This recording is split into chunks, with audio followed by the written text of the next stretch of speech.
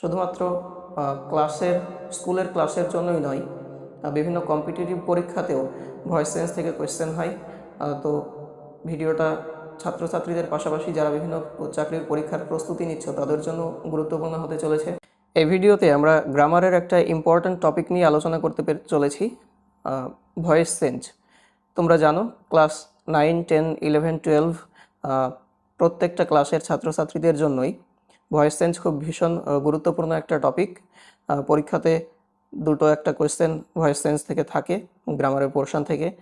শুধুমাত্র স্কুলের ক্লাসের জন্যই নয়, বিভিন্ন কম্পিটিটিভ পরীক্ষাতেও ভয়েস চেঞ্জ থেকে কোয়েশ্চেন হয়। তো ভিডিওটা ছাত্রছাত্রীদের পাশাপাশি যারা বিভিন্ন চাকরির পরীক্ষার প্রস্তুতি নিচ্ছ তাদের জন্য গুরুত্বপূর্ণ হতে চলেছে। এখানে আমি সিম্পল সেন্টেন্সের কিছু গুরুত্বপূর্ণ রুলস এবং উদাহরণ নিয়ে আলোচনা করব। তোমরা ভিডিওটা স্কিপ না করে শেষ পর্যন্ত দেখো, আশা করি তোমাদের উপকারে আসবে। দেখো, বেসিক রুল ভয়েস চেঞ্জের কি। আমরা জানি সিম্পল সেন্টেন্সের স্ট্রাকচার হচ্ছে সাবজেক্ট, তারপরে ভার্ব, তারপরে একটা অবজেক্ট থাকে। সাবজেক্ট, ভার্ব, অবজেক্ট, এটা হচ্ছে সিম্পল সেন্টেন্সের স্ট্রাকচার। এবং অ্যাক্টিভ ভয়েসে যদি সিম্পল সেন্টেন্সের স্ট্রাকচারটাই থাকে তাহলে আমরা অ্যাক্টিভ থেকে প্যাসিভ করার সময় কি করব, যেটা অ্যাক্টিভ ভয়েসের অবজেক্ট আছে সেটা প্যাসিভ ভয়েসের প্রথমে শুরুতে চলে আসবে সাবজেক্টের জায়গায়। তারপরে একটা বি ভার্ব বসবে, অ্যাক্টিভ ভয়েসের যে অবজেক্টটা এসে প্যাসিভ ভয়েসের সাবজেক্টের স্থানে বসতে সেই নাউন বা প্রোনাউনটার পার্সন এবং নাম্বার এই অনুযায়ী একটা বি ভার্ব বসবে। বি ভার্ব বলতে আমরা কোনগুলোকে বুঝি? বি ভার্ব আছে সংখ্যায় 5টা: অ্যাম, ইজ, আর, এইগুলো প্রেজেন্ট ফর্ম। অ্যাম এবং ইজের পাস্ট ফর্ম হচ্ছে ওয়াজ, আর এর পাস্ট ফর্ম হচ্ছে ওয়ার।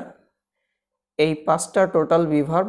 এই 5টা বি ভার্বের মধ্যে এখানে যে অবজেক্ট যেটা বসছে তার পার্সন এবং নাম্বার অনুযায়ী বি ভার্বটা বসাতে হবে এবং টেন্স অনুযায়ী বসাতে হবে। তারপরে ভার্বের পাস্ট পার্টিসিপল ফর্ম বসবে বা 3 নম্বর ফর্ম বসবে। তারপরে একটা প্রিপোজিশন বসবে বাই। প্রিপোজিশন বাই ছাড়া অন্য প্রিপোজিশনও বসে, আমরা পরে সেটা নিয়ে আলোচনা করব। এখন এই বাইটা ধরেই চলো। তারপরে অ্যাক্টিভ ভয়েসের যেটা সাবজেক্ট ছিল সেই সাবজেক্টটা প্যাসিভ ভয়েসের অবজেক্টের স্থানে এসে বসবে। তো এটা হচ্ছে বেসিক রুলস। এবার ফর্মুলা দেওয়া আছে, দেখো, দেখে নাও ফর্মুলাটা কি বলেছে। SVO মানে সাবজেক্ট, ভার্ব, অবজেক্ট। অবজেক্টটা প্যাসিভ ভয়েসের প্রথমে চলে আসছে, তারপরে একটা বি ভার্ব বসছে এই অবজেক্টের পার্সন এবং নাম্বার অনুযায়ী, তারপরে ভার্বের থার্ড ফর্ম V3, তারপরে বাই, তারপরে সাবজেক্টটা শেষে চলে আসছে। এবার আমরা টেন্স অনুযায়ী এক এক করে আলোচনা করব। দেখো, present indefinite tense. Present indefinite টেন্সে যে সিম্পল সেন্টেন্সগুলো থাকে সেগুলোর ভয়েস চেঞ্জ কীভাবে করা হয়। দেখো, আমরা যে সেন্টেন্সের স্ট্রাকচারটা দেখলাম, সাবজেক্ট, ভার্ব, অবজেক্ট, সেখান থেকে অবজেক্টটা প্রথমে চলে আসছে। তারপরে যেহেতু এটা প্রেজেন্ট ইনডিফিনাইট টেন্স, তাই বি ভার্বের যে 3টে প্রেজেন্ট ফর্ম অ্যাম, ইজ, আর, তার মধ্যে যে কোনো একটা বসবে, যেটা অবজেক্ট আমি বসালাম তার পার্সন এবং নাম্বার অনুযায়ী। তারপরে ভার্বের থার্ড ফর্ম বা V3, তারপরে বাই, তারপরে যেটা সাবজেক্ট ছিল সেই সাবজেক্টটা শেষে বসবে। একটা এক্সাম্পল নিয়ে নিই আমরা। কি আছে অ্যাক্টিভ ভয়েসে? Ram writes a letter. এখানে রাম হচ্ছে সাবজেক্ট, রাইটস হচ্ছে ভার্ব, আর এ লেটার হচ্ছে অবজেক্ট। তো এখান থেকে যখন আমরা প্যাসিভ করছি তখন দেখো এ লেটারটা শুরুতে বসেছে, মানে যেটা অবজেক্ট ছিল এই অবজেক্টটা শুরুতে বসেছে। তারপরে এই এ লেটার হচ্ছে থার্ড পারসন সিঙ্গুলার নাম্বার। আমরা পার্সন সম্পর্কে জানি নিশ্চয়ই। পার্সন হচ্ছে আই, উই, এগুলো ফার্স্ট পারসন। সেকেন্ড পারসন হচ্ছে ইউ, ইওর, এগুলো। আর এইগুলো বাদে যা কিছু আছে সবগুলো হচ্ছে থার্ড পারসন। রাম, শ্যাম, যদু, মধু, হি, সি ইত্যাদি যা কিছু রয়েছে সেগুলো সব হচ্ছে থার্ড পারসন। এবং নাম্বারও আমরা নিশ্চয়ই জানি, নাম্বার দুই প্রকার, সিঙ্গুলার নাম্বার এবং প্লুরাল নাম্বার। একটা বোঝালে সিঙ্গুলার আর একের বেশি বোঝালে প্লুরাল। তো এখানে বলেছে এ লেটার মানে একটা চিঠি, তাহলে এটা অবশ্যই সিঙ্গুলার নাম্বার এবং থার্ড পারসন, সেই জন্য এখানে বিভার্ব বসলো ইজ। তারপরে এই যে ভার্বটা ছিল রাইট, রাইটের থার্ড ফর্ম বা 3 নম্বর ফর্ম হচ্ছে রিটেন। রাইট, রোট, রিটেন, ভার্বের এই ফর্মগুলো আমাদের মুখস্থ রাখতে হবে অবশ্যই। তো রাইটের থার্ড ফর্ম রিটেন এখানে বসলো। তারপরে বাই বসলো, বাই বসার পর যেটা সাবজেক্টের জায়গায় ছিল অ্যাক্টিভ ভয়েসের, সেটা এখানে এসে বসে গেল Ram. A letter is written by Ram. এখানে আরও একটা এক্সাম্পল দেওয়া আছে, দেখো। She reads the book, she subject, reads verb, the book object. The book শুরুতে বসলো, the book third person singular number, সেই জন্য ইজ বসলো বিভার্ব। তারপরে রিডের third form read, read, read, red.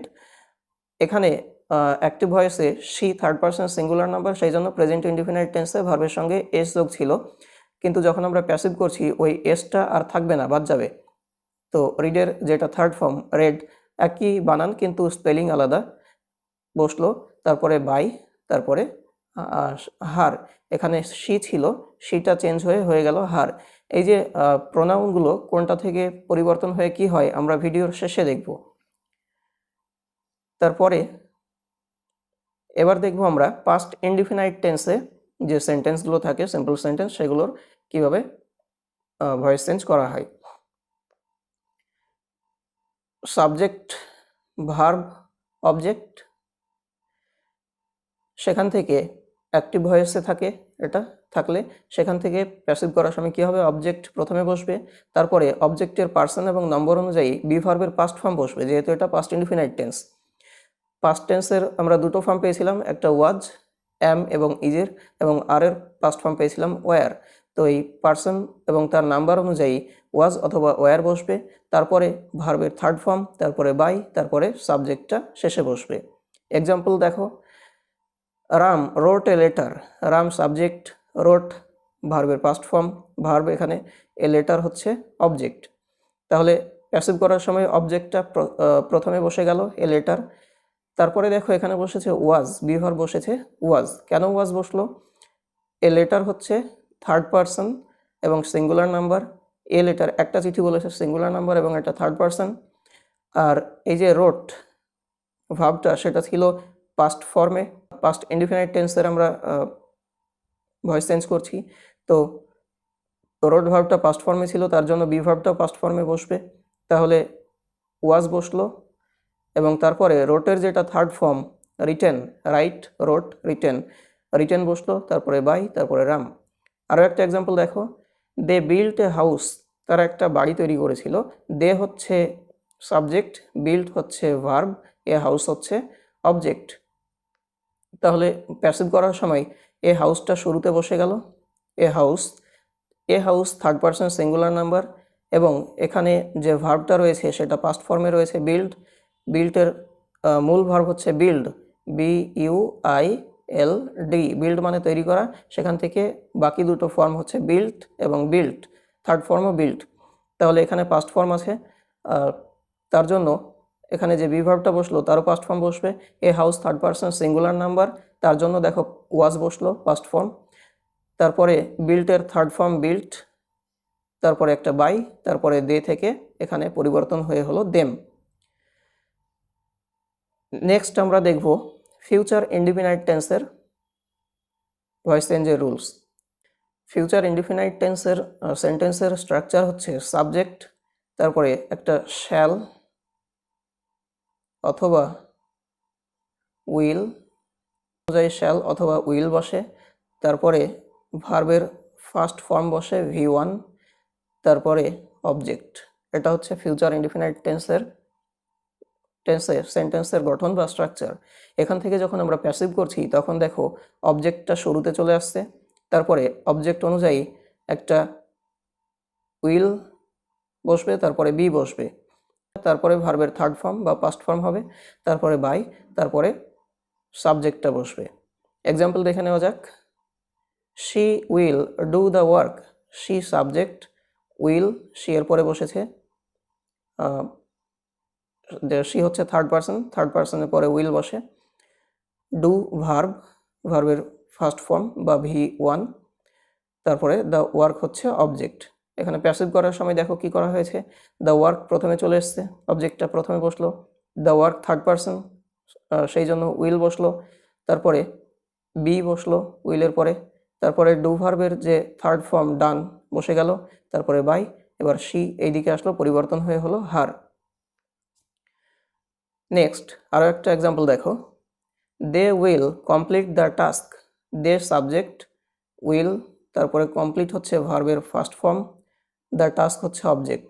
Passive করার সময় কি হলো, দ্য টাস্ক অবজেক্টটা প্রথমে বসে গেল, দ্য টাস্কও থার্ড পারসন, সেই জন্য উইল বসলো, তারপরে একটা বি, তারপরে কমপ্লিটের থার্ড ফর্ম কমপ্লিটেড, তারপরে বাই, তারপরে দে থেকে দেম।